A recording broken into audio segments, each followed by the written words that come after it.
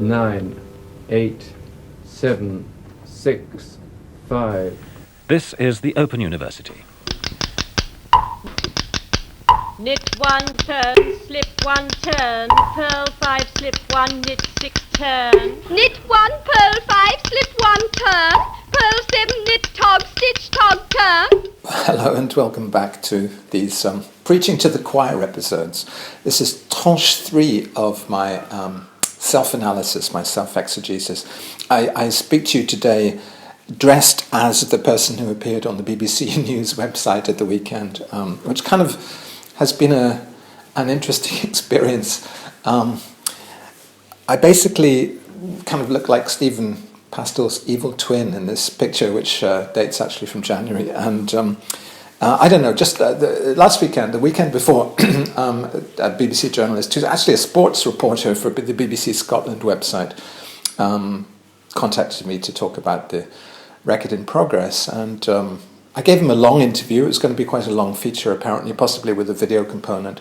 And then they cut it way down because they decided it should go in the news section instead of the features, cultural features section. So a lot of the stuff that I was speaking about was cut out.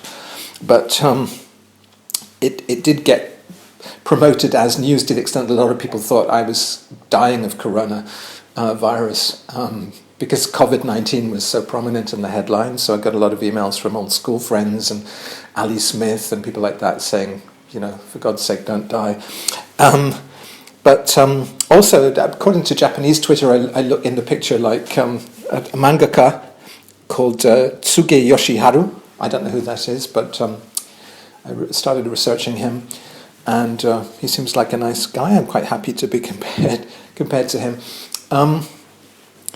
The news story also brought out from the woodwork some of the haters and things. This is the thing, when you're not preaching to the choir, you actually get people's backs up. So somebody tweeted, Momus writing an album inspired by COVID-19, a pretentious bell-end whom, after 33 albums, only reaches number 94, Rock and Roll Hall of Fame, here he comes. This turned out to be on a Twitter account that has no retweets and no comments and likes or anything, so I don't know, maybe it's a bot. It's quite interesting seeing when people retweet, when people repost Facebook of the videos of the songs that I'm making, for instance, how little response there is outside this choir. And if there is a response, it tends to be fairly predictable things. It tends to be, why does he wear an eye patch? God, I hadn't thought of him for years, is another response you get. And then or get a real job. This was what happened when when I did the Bowie cover back in 2013. This guy called Elmer Fudd left this comment under lots of my videos. Get a real job, you talentless twat, kind of thing. So, the haters do come out. I also got some Facebook comments, friends of friends, talking about the lyrics are good, but the arrangements give me extreme anxiety, somebody said. Not quite sure why, perhaps repetition makes that person anxious. So, but also some nice comments like the grey eye patch rocks. So, as usual, my own self-critiques are more trenchant and go a lot further than anything anyone really might say. And my own self-critique is that I had a very mild case of COVID-19, if indeed it was even that. I had a happy confinement, and in a sense, I'm plugging this pandemic into the promotion cycle for books and records, my forthcoming album and my forthcoming memoir, Niche. This is the proof copy.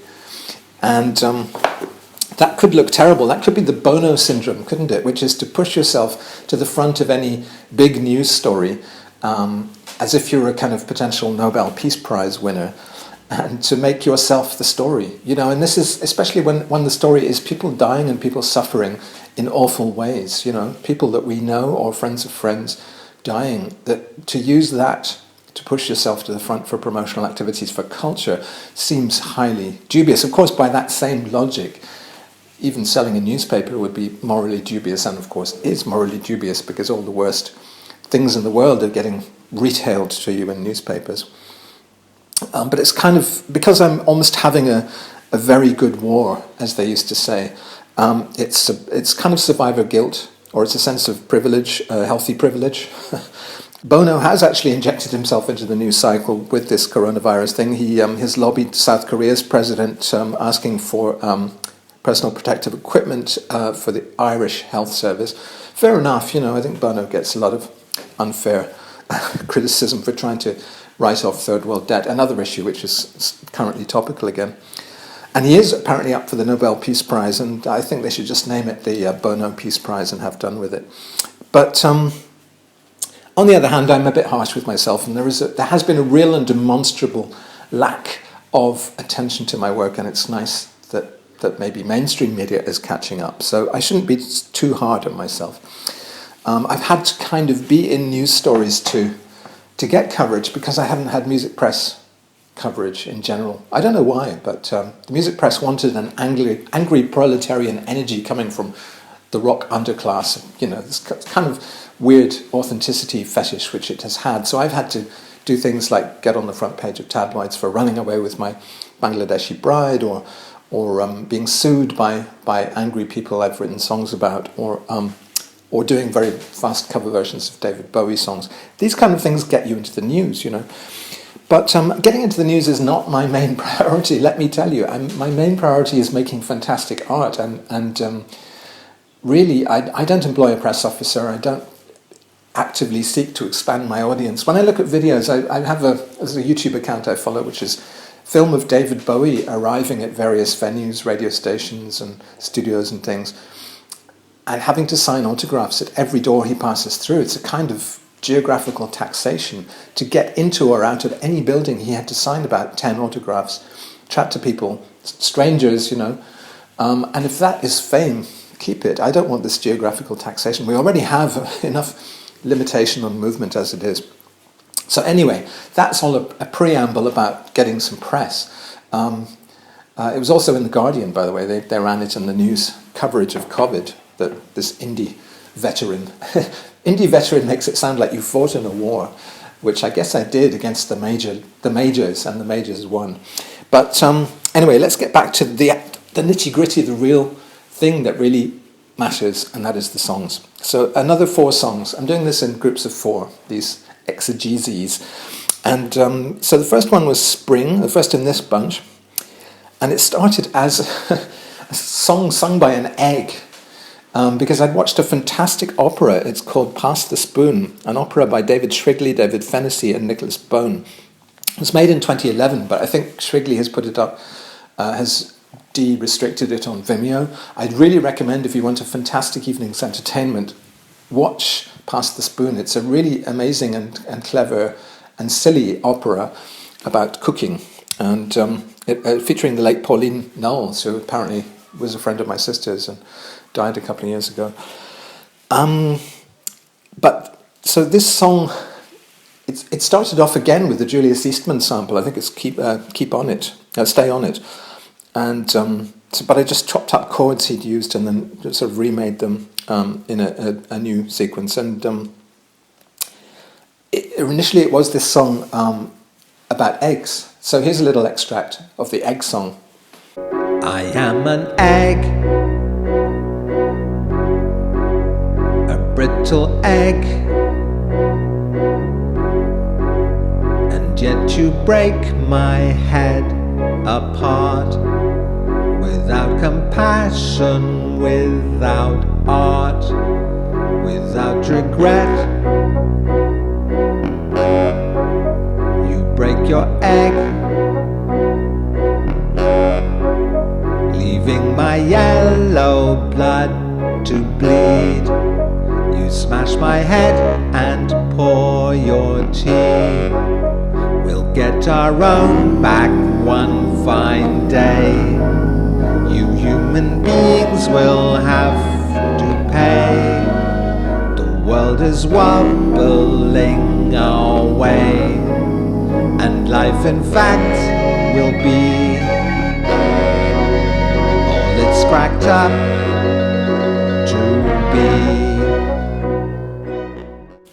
The time-lapse botany in the video that I ended up making for this song Spring, which is about, the fact that spring is arriving through my window there, and beautiful, the leaves coming onto the trees, the birds singing apparently louder than ever. I think the birds are loving this.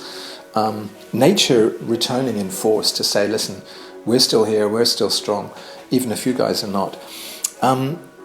But I ended up using time-lapse botany shots of, crocuses and daffodils pushing. There's one scene where it almost looks like the daffodils are pushing out of a human grave, which is grimly appropriate. But it also brings to mind a lot of the stuff that I'm referring to musically is very 80s. So you get things like Koyaanisqatsi, the film with Philip Glass's music from 1982, or you get a Z and Two Noughts from 1985, Peter Greenaway. Peter Greenaway, huge influence on me, early Peter Greenaway particularly. And so this kind of post-minimalist music, which I keep referring to in this album, is very much a throwback to the way that pop music in the 80s was trying to deal with that postmodern, post-minimalist music. And actually I had a friend called Douglas Benford who was very much using that and was influencing me. So when I made songs like Bishonen, there was this element already. You could hear this stately Baroque majesty of Michael Nyman or Philip Glass or people like that in the background of that music that we were making back then. So now it's a return, a cyclical return to that, for the reasons I discussed in previous vlogs. But so the lyric of this song, Spring, the chorus encapsulates Elizabeth Kubler-Ross's dictum about the 5 stages of grief: denial, anger, bargaining, acceptance. Acceptance is the 5th. Depression, then acceptance. So she's someone I'd known about since the early 80s also, because my friend Neil Martin, who was the keyboard player in my first band, was very much into Elizabeth Kubler-Ross and quoted her to me, told me all about her ideas. And there's also a kind of reference to Nick Drake's 5 Leaves Left in this song. There are 5 things left to try. Ironically, they're just these self-therapy measures, getting used to it, because we're actually fairly powerless. Since we don't have the science yet to really sort out the terrible crisis we're going through, we really just have to have psychotherapy. But yeah, there is Nick Drake whose own therapy was unfortunately suicide. So 5 Leaves Left is very grim. Apparently he took that image from Samuel Beckett's play, Waiting for Godot, where there's a tree on stage with 5 leaves on it. And so the idea of the song is, the bittersweet arrival of the energy of spring and the idea of, hey, we need to do something, but what? We don't know what it is that we can do or should do. And so it got some comments like, my favourite comment was, this sounds like a Disney wishing song that's been subcontracted to the BBC Radiophonic Workshop. So I don't really even know what a Disney wishing song is, but it sounds great. And that leads us on to the next song, which is Fever Dream. And that started because I was listening to, I keep going back to these France Culture documentaries, radio pieces about authors, and there was one about Paul Klee, who wasn't an author particularly, but they had one in the sequence, and it had a little fragment of brass which sounded a bit like the Funboy 3's chord sequence in Our Lips Are Sealed, weirdly enough, descending kind of motif. And so then I started improvising lyrics on top of that sample, and it came out, I'm in the underworld, but I'm also in my kitchen, right here. How could you be in 2 places at once? What does that mean? So then it turned into the story of Orpheus and the Underworld, which I knew about because I'd seen, I think my mother took me in about 1972 to see a stage version of that at, I think, Sadler's Wells in London. And it's a very gripping story. There are various versions of it. There's Gluck's version. Gluck, of course, Christoph Willibald Gluck, German composer who was mentioned in The Artist Overwhelmed, my song from the early years of this century. He made a fairly serious version of the classical myth, which is that Orpheus, his wife, dies and Orpheus goes to the underworld to get her back. It's a very touching myth, and the one condition is he mustn't look at her on the way back to Earth. He turns round because she's feeling neglected. She wonders why he's not looking at her, and he turns around, looks at her, and she dies again. In Gluck's opera, there's a Deus Ex Machina at that point, and she is brought back to life by the gods, which is kind of, for a happy ending, kind of the only real lapse, because she has to die in the classical myth. In Offenbach's, 1 century later, Offenbach did a kind of comical opera of it, in which Orpheus is a kind of violin maker in the countryside who doesn't like his wife very much and is quite relieved when she dies. But then there's a lot of social pressure on him to go and get her back. And this was kind of apparently a veiled kind of critique of Napoleon III at the time. That was the excuse for the apparent misogyny of the plot. So I was taking more from the Gluck version and going back to the original classical myths. And you might think it's a non sequitur. Some people said under the video, why does this classical myth have anything to do with COVID? It does in a very serious way, because I noticed we were getting to the point in the crisis where friends of friends were losing their partners. People were dying. A music journalist who'd actually interviewed me a couple of years ago for Mojo magazine, his wife died of COVID. So, and I was just trying to compute, what that must be like, and emotionally where you are when that happens to you. So the only way I could really deal with that, you can't really make a song of condolence to an actual person, but what you can do is you can revive a classical myth, and you can talk about the emotions of Orpheus going to the underworld and finding his Eurydice, bringing her back and then accidentally killing her again. The awful story of loss. It's really a story about loss, trying to reconnect with someone you have definitively lost and failing. So without a deus ex machina, we don't at the moment in our situation have a deus ex machina. Perhaps we will, perhaps in the form of some chemical combination drug or something. But at the moment we don't, and people are dying, and it's very serious. So for me, it totally, Fever Dream, it could have been titled Orpheus in the Underworld. I ended up using the title Fever Dream because it does suggest that it's a dream you might have in a COVID fever, but it's also very much about losing people close to you.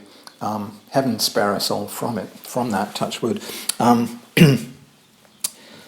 So it also reminded me of Lucy in the Sky with Diamonds, of course, the Beatles, the way the chords went, and so I'd sort of emphasised that by tracking down some samples of the original Mellotron flute sample, which is in Lucy in the Sky with Diamonds, and as usual, just going for the references rather than trying to hide them. And there's also a Chinese stringed instrument which is on the iPad. It's called the guzheng, and that stands in for Orpheus's lyre. It's got a kind of almost an ancient Greek sound to it. And so for the video, I actually put my iPhone inside this lampshade, or not so much inside the lampshade as inside a box with a hole scraped in it, and then swung the lamp so that, and I was lying on the ground underneath in bed. So that's why it seems to be there's someone hovering over, or the camera's on a drone or something above me. It's actually just the lampshade. Homemade improvised videos in your kitchen. You can be in your kitchen and in the underworld at the same time. The next song, and also Lindsay Kemp is in the video, in a very rare film of Lindsay from 1970. The next, is that the last one? Yeah, the last of these four is called Long Distance Love, and that started. I got the old reed organ out, which I haven't used so far in this album. It featured a lot on the last one, Pantaloon, and the one before actually. And so, accordion was the last one. It's been featuring a lot since I got back to Berlin, and I love the sound of it. If you record it right, because it's got a noisy engine fan, but reeds and wind instruments are really dominating. You've probably noticed lots of bassoons and clarinets, tenor sax, and all these various sort of instruments which are in between wind instruments and organs or keyboard instruments. So they're things with wind going through them, like the reed organ. It actually has an electric fan blowing air through it. And of course this is tremendously important, the accordion itself as well. It's tremendously important as a metaphor for airways, air passages, COVID attacking the upper respiratory system and the lungs. All these wind instruments, of course, aeolian instruments in the Greek sense, had to be featured heavily for that reason. So I got the reed organ out and I just recorded chords randomly for Long Distance Love, then chopped them into the order I liked. And actually I've been reading a lot of obituaries of Christophe, who was a chansonnier, a French singer who kind of made romantic pop ballads, but also worked with Jean-Michel Jarre and made more experimental electronic stuff towards the end of his career in this century. And Libération, this was a huge thing for the French. I'd never heard of this guy, but his death was a huge thing in France. Libération put him on the cover and went through a lot of his key tracks. And because I hadn't heard of him, I actually went to YouTube and listened to every single one that they recommended. And I did find it very interesting, this combination of kind of lush romanticism with an austere electronic backing. He worked also with Suicide. So he actually collaborated with Martin Rev and made, these very austere, sort of austere and baroque at the same time. It was an interesting combination. He was also a bit of a dandy and dressed well and was sort of a poser. So I thought, well, how have I not heard of this guy? So I think some of that was in the background. Of course, when I speak French, I probably sound more like Serge Gainsbourg, so it sounds like a kind of bad imitation of Serge. But Christophe died, he didn't die of COVID, but he died of emphysema, but he had apparently had COVID just before that, so it was a factor in his death. Another of the great fallen. So the line, I've lost control of my drone, I don't know where my drone has flown, I guess it stands, that was the first line that came to me. I don't know why I'm so obsessed with drones on this album. Of course, there's a drone in the Movement video. Drones, it suddenly occurred to me that when you see the shadow of a drone on the ground, it looks exactly like the coronavirus. It's got the same spiky shape, all these sort of antennae coming out. So this image of losing control, I guess because it's a song about long-distance love, I had to write about my French lover and the border being closed between France and Germany, and a feeling of not losing control of that situation, but just a sense of anxiety about not being in actual physical touch with her, just communicating through these various impersonal media, distance media, long-distance love affairs, notoriously hard to manage and easy to lose control of. So there's this kind of nervous English lyric sung in the background. And then these church organs and things like that. The biggest wind instrument you could have is a church organ. So there are actually sounds of church organs in there, big organs. And then, but also the other vocal, the second vocal, the talking vocal, is reassuring and rhetorical in the sense of believing in the future. Like a politician saying, not what's actually happening, but what we want to happen. And what, a pep talk, really. The spoken vocal is more like a pep talk or a morale boosting in a difficult time. So it's really two perspectives on the problem of long-distance love. You are losing control of the drone. It's gone out of geographical range and it's probably crashing, but at the same time you're believing in the project and saying, listen, it's all going to be fine. This is kind of the state we're in. We've got both of those things happening. And someone said it sounded a bit like Black Star, probably because the vocal harmony is in fifths, a bit like the title track of Black Star.